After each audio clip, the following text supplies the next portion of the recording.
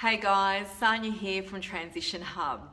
Today I want to talk to you about the steps that are necessary and what research has shown us about people that actually create lasting change on our brain level. Okay?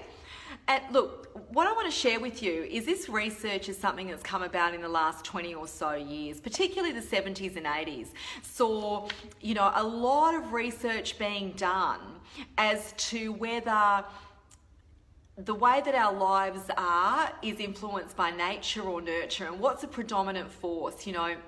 We used to have, back in Galileo days, back years and years and years ago, centuries ago, we had scientists that believed that we were very compartmentalized. So every single part of our brain had a specific function, and each of those functions kind of had little connections that made them join up and make things happen. And we started to explore that, particularly in the 1970s and 80s, and go, well, hang on, I'm not sure if this still works. Because, we see people that create some absolutely astounding changes in their lives, and it doesn't kind of make sense if we just compartmentalize, and the way we're born is the way that we are. So a lot of research started to get done in this area at around that time, and particularly by a fellow by the name of Merzenich and his colleagues. And they did a lot of work and found that the brain is actually plastic, and it's like, stimulating brain function is like pruning a plant or a tree. When you prune it, it kind of grows back thicker and better than ever, right? And so when they started to look at all this research, they started to do some studies as well, and explored what would happen, to people if they were trying to change. And people that did effectively manage to change their neural patterns or their cortical maps, how did they do it?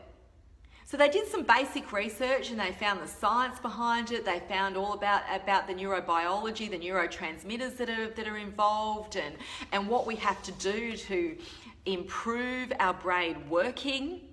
Then they said, okay, let's actually practice this on some real people, and let's see what happens. And is there anything consistent? So people that have achieved this kind of change and lasting change, what have they had that's the same?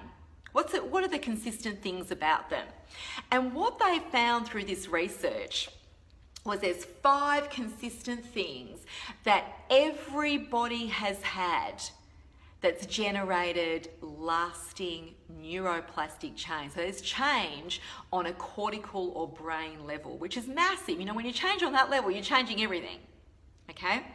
And that was that every single person that generated neuroplastic change and really changed something accepted a belief that they could change. That's number 1. Accept a belief that you can change, that there's something bigger than me that's going to make it happen. Okay? Every single one of these people, and whether the change was to learn something new, like a musical instrument, whether it was to change a behaviour, whether it was to, start performing at an elite level, every single one of these individuals believed that they could change, and that there was something bigger than them that would allow that to happen. And in that process, they just accepted, they surrendered, there was humility, and it happened. The second thing that each of these individuals had was an acceptance that their attitude created who they were. That's not about blame, guys, not for 1 second. Not for 1 second am I saying that you're to blame for your circumstances. However, your attitudes have allowed whatever situation you're in to remain there. They've been pervasive. And every single individual that created this neuroplastic or cortical change did so through a belief that they were responsible, their attitudes were responsible for where they're at now. Which led them to the third thing that they all had in common. And that is, if I believe that I was responsible, my attitudes are responsible for where I'm at now, I need to reinvent myself. And I will reinvent myself. How do I reinvent myself? And by asking those questions, these individuals created a curiosity within, a curiosity that led them to explore what it was about themselves that kept them in a stuck spot, what it was that they needed to improve, how they might do it, how have other people done it, how have people that have been really, really successful done it. And they've learned, and in that process of exploration, of curiosity, they've learnt new things. And in learning new things, they've exposed their brain to new experiences. And exposing their brain to new experiences has made their cortical maps fire off, has made their neurons fire off, has made their neurotransmitters increase. And in that process, when you're doing that, you get something from a scientific level that's called long-term potentiation. And what that is, in layman's terms, is that we create the potential in our nervous system. And when we create it, it doesn't just create for 1 second, it kind of holds on. And that's long-term potentiation, when we expose ourselves to neurons firing through experience. We're creating long-term potentiation. The fourth thing that each of these individuals had that created neuroplastic change was rehearsal. Practice, practice, practice. They were prepared to practice what they wanted. And in that process of practice, what do you think happened on a nervous system level? Those nerves were firing off constantly. They were exposed to the learning, to the sensory experiences. Because they were practicing, they were doing. And through doing, they were immersing themselves in the experience.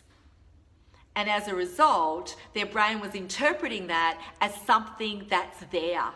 Not something that might be there, but something that is there. And that's that process of change. And the fifth thing that each and every one of these individuals did, in that process of rehearsal, they lost track of space and time. Have you ever done anything where you've been so stuck in doing that you've just next thing realised hours have passed? My question to you is, has that thing that you've been stuck in doing and hours have passed been a constructive thing or a destructive thing? Because it's at that moment when we lose track of space and time that changes are happening. You've probably also been in situations where time's gone so slowly, right? You've just gone, oh, when is this going to be over, right? And that's that process of you're not learning, you're not taking anything in. It's when we're actually exposing ourselves to learning situations, when we're doing, when we're immersing ourselves in our world, that we lose track of space and time. And in that process, long-term potentiation happens in the nervous system and change is embedded. And that's about the creation of our potential. You know what the opposite of long-term potentiation is?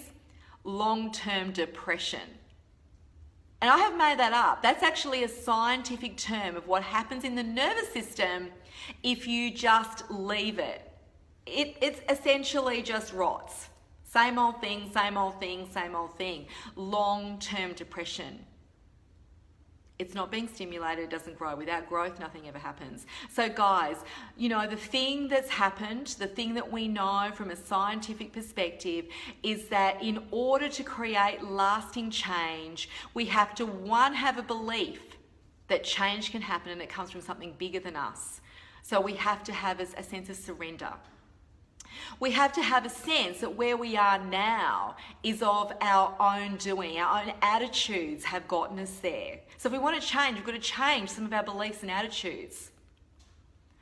We have to have a belief that I've got to do something about it. I've got to explore. I've got to have curiosity. And we've got to start exploring how that's going to happen.